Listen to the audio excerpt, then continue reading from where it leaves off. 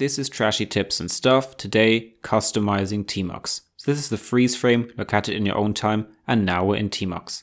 We are going to customize tmux by making use of a tmux.conf file, a config file, which is stored in the .config/tmux folder of your home terminal.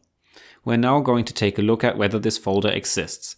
Bear in mind that .config is a hidden folder which does not show up in the regular ls command. Use the ls-a command to show all, including the hidden folders. Now we're going to cd, hence enter the folder, it's config. We're going to create the tmux folder, which doesn't exist until now. And within it, we're going to nano tmux.conf. So we're going to create the tmux.conf file and edit it using the nano editor. I'm going to start by making tmux colorful. So I will type in set-g default-terminal and now in brackets screen-256 color. Now we can exit out of nano using Ctrl X, typing yes to the question whether we want to save.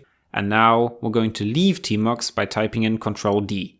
We're going to enter tmux again and et voila, you're going to see, I'm sorry, I probably butchered the French right there. And we're going to see that we have a colorful prompt, which is nice because we like colors. Now I'm going to extend the customization and I'm going to try to allow the mouse to work, and I want to use Vim keys for navigation. To do so, we're going to nano into the tmux.conf file we created earlier, and we're going to type in set-g mouse on in order to make the mouse work, and in order to use Vim keys for navigation, we will write set w-g mode keys vi.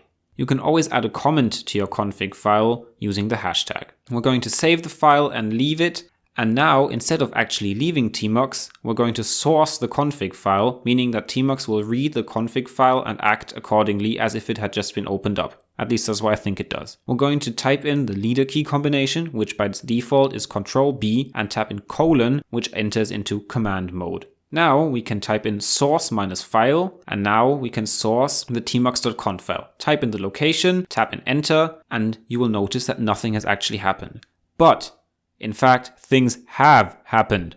Try doing something with your mouse. Try clicking and dragging. Things are different now than they were before. And also, if you try to enter copy mode by typing in the leader key combination and the open square bracket, you can now move around using vi keys.